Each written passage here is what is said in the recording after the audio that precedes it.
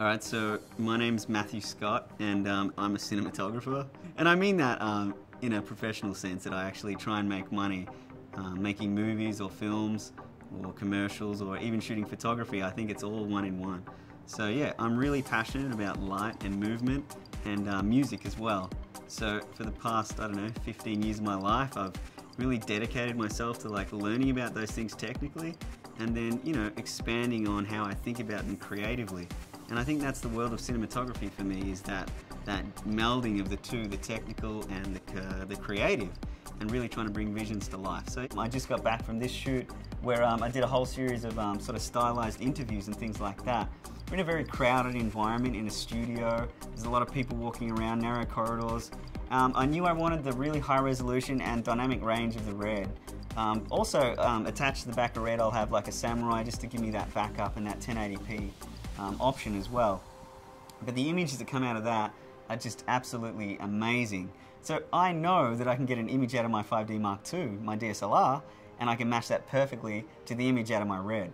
So it's one thing to work with all these tools and have all these options on set, but when I get home, I just want to work with something simple, something that works, and something that can accept any file I throw at it, whether that's from my iPhone, from my Red, from my Samurai, my 5D, it doesn't matter. I have that one tool waiting for me at home to start production and continue that creative mindset. And EDIUS does that for me time and time again. So the fact is, I can bring all those clips in, same timeline, same software, no transcoding.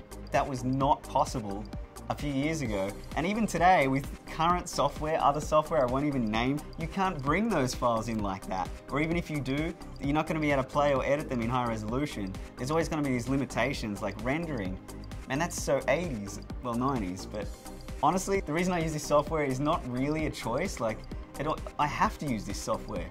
I need that reliability. I need the fact that it's not fussy and it can literally edit anything I throw at it. For me, being creative and not being interrupted, I mean, I've spoke about this before, is really important. So when I'm editing, I need an NLE that doesn't slow me down. And this might sound cheesy or whatever, but I really have chosen this software for that reason. That was the first thing that attracted me to it. So EDIUS 6.5, a few sort of updates that don't seem like much on the surface, they're actually a really big deal. 10-bit color.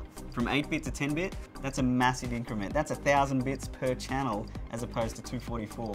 What about red support? Native red support, I can edit my files on the timeline without transcoding. That's crazy.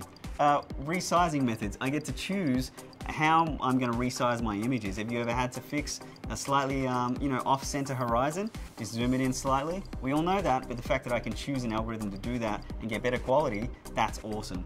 And we all know my favorite part about EDIUS, the coloring, the color tools. So a lot of them have been there for a long time, since say EDIUS 2 even, but I mean that's pretty amazing in itself. But the beauty is they keep adding these tools, these professional tools that sort of push it into the boundaries of like a professional coloring tool.